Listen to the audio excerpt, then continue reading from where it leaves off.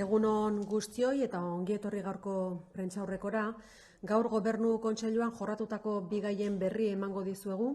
Alde batetik, Gipuzkoako enpresen salmentak 2022 urtearen osoaren datuak dauzkagu, datu metatuak, eta jarraian horrez gain giza eskubideetako eta elkar bizitzako zuzendaritzako diru laguntzak onartu ditugu ere.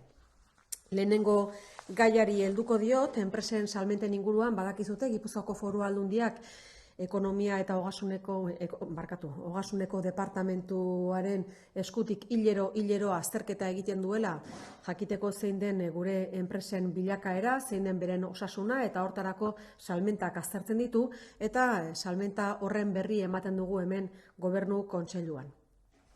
Oraingoan datu hauek benetan esanguratsuagoak dira ohikoak baino 2022 urte osoko datuak dauzkagulako, abenduarekin batera.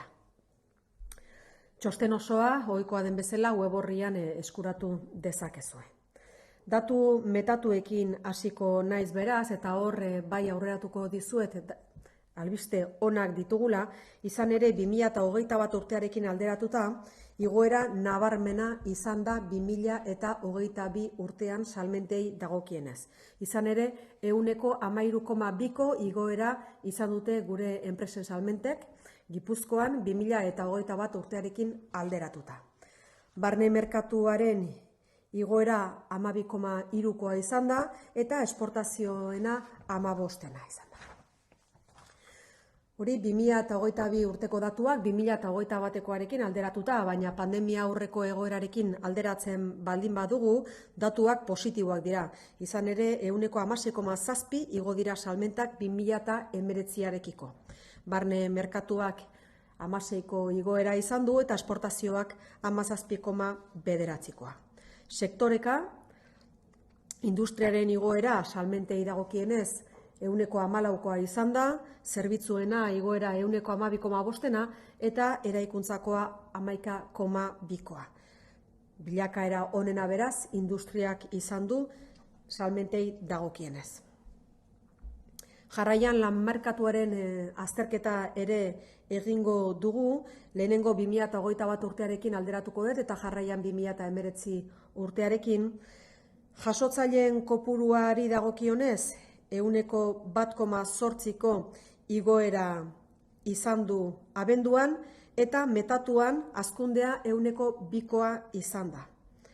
Soldatei dagokienez, abenduan igoera 6,5koa izan da eta urteko metatuan igoera ere bera izan da, alegia 6,5koa.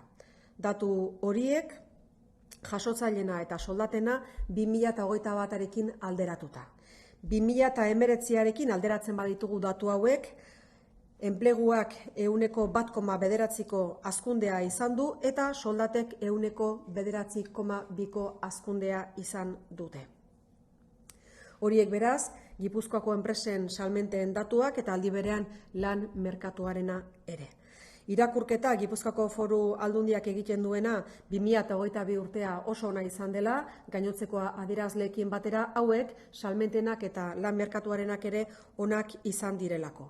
Egia da eta aitortzen dugu salmenten kasu honetan KPIaren edo inflazioak ere izan duela eragina, baina kontuan izan 2022 urtea amaitu dugula KPIaren 5,4ko igoerarekin eta gure hazkundea salmentena honen gainetik dago. Eta gainera gure enpresak eskaerak izaten ari dira eta beraz bilakaera ona da.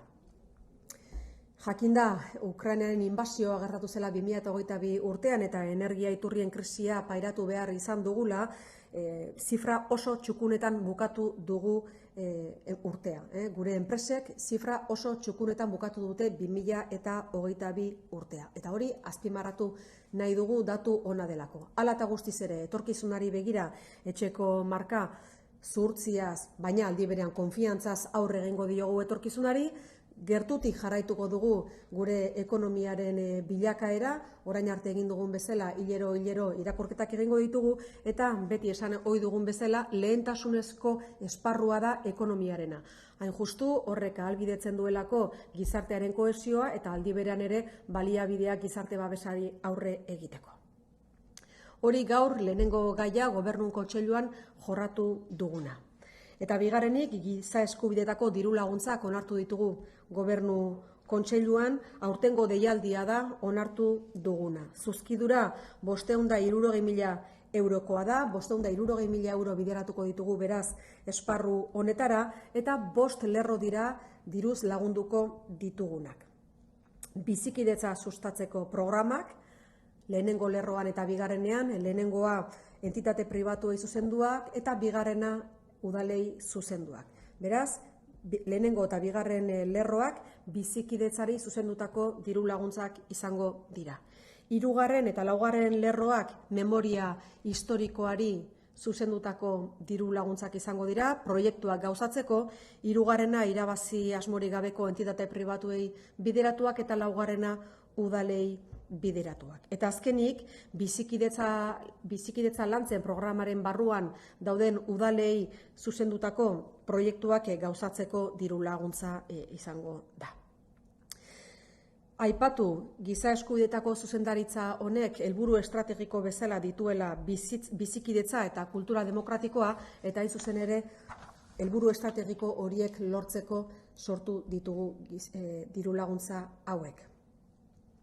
Pasaden urtean, azpimarratu nahi ditut edo nahi ditugu pasaden urtean aurrera eramandako hainbat proiektu, eta lehenengo lerroari dagokionez, alegia bizikidetza defendatzeko programak diruz lagundu genituenean, 27 proiektu izan ziren aurrera eraman zirenak, besteak beste SOS Arrazakeriaren bizilagunak programa. Bigarren lerroan bizikidetza sustatzeko, baina udaletan 14 proiektu izan ziren aurrera eraman zirenak, eta horietako adibide bat Aretxabaletan aniztasunean euskaraz proiektua izan zen. Hirugarren lerroa bizikidetza lantzeni dagokionez, 18 udaletan lagundu ziren hainbat proiektu, besteak beste Arrasaten bizikidetza eraikitzeko proiektua. Eta laugarren eta bosgarren lerroak memoria historikoari dagozkionak 17 proiektu lagundu ziren, besteak beste Donostiako memoria historikoaren ibilbideak. Horiek dira gaurkoan azpimarratu nahi genituen bigaiak, zuekin konpartitu nahi genituenak, eta jarraian laburpena egingo dut gazteleraz. Son 2 temas los que hemos tratado en el Consejo de Gobierno de hoy, que queríamos compartir hoy en rueda de prensa.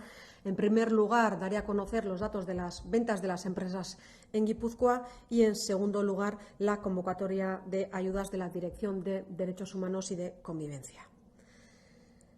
En relación al primero de los asuntos, las ventas de las empresas en Guipúzcoa, señalar que el año 2022 lo hemos terminado con buenos datos, ya que las empresas guipuzcoanas vendieron el ejercicio pasado un 13,2% más que en 2021. Por tanto, hemos cerrado muy bien el año 22, un año que, como decía anteriormente, ha sido marcado por la invasión de Ucrania y la crisis de la energía. Ventas acumuladas, por tanto, como señalaba, un incremento del 13,2% más que en 2021. Señalar que efectivamente la inflación tiene que ver con este dato, pero recordar que el año 2022 lo hemos cerrado con un incremento del IPC del 5,4 y, por tanto, las ventas están por encima de este dato. Por sectores, la que mejor ha evolucionado ha sido la industria, que ha tenido un crecimiento del 14%, los servicios un incremento del 12,5% y la construcción un incremento del 11,2% con respecto al año 2021. Si comparamos con datos del año 2019, los datos siguen siendo positivos, puesto que el incremento de ventas es del 16,7% con respecto al año 2019. En el mercado de trabajo, en diciembre de 2022, el número de personas perceptoras de rendimientos de trabajo aumentó un 1,8%, el acumulado, el incremento es del 2%, y en relación a los salarios, el incremento del año pasado es del 6,5%, tanto en diciembre como el dato acumulado desde enero hasta diciembre. La comparativa con el año 2019, previo a la pandemia, el empleo también ha aumentado un 1,9% con respecto al 2019 y los salarios han crecido un 9,2% con respecto al año 2019. Estos son los datos que queríamos subrayar con respecto a las ventas de las empresas de Guipúzcoa el año 2022. Segundo tema que hemos abordado, que hemos tratado en Consejo de Gobierno de hoy, tiene que ver con la convocatoria de ayudas de la Dirección de Derechos Humanos y Cultura Democrática, puesto que hoy hemos aprobado una convocatoria de 560.000 euros para este ámbito.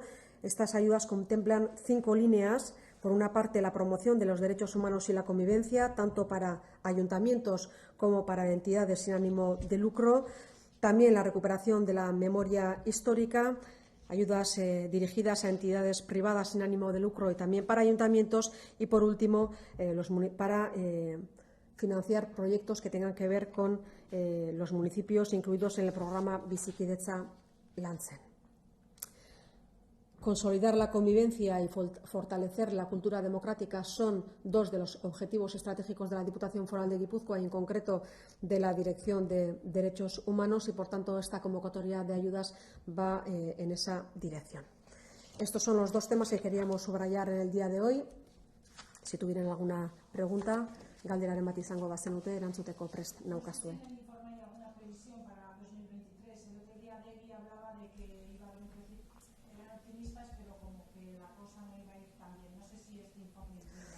Este informe, para poderlo realizar, nos basamos en los datos del IVA. Por tanto, es imposible hacer una previsión con estos datos. Es lo que hace es una constatación del incremento de las ventas en función de las declaraciones del IVA.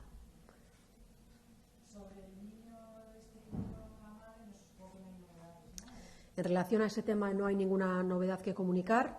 Señalar también que no podemos facilitar ninguna información, puesto que se trata de una persona menor de edad y, por tanto, no podemos facilitar ninguna información, primero porque debemos proteger a esa persona y, sobre todo, para no entorpecer la investigación y el buen desarrollo de la misma. Beste galderaren bat. Bai, CR Irratiak galdetzeu. Sobre los terremotos de Turquía y Siria, ¿la Diputación se plantea mandar alguna ayuda?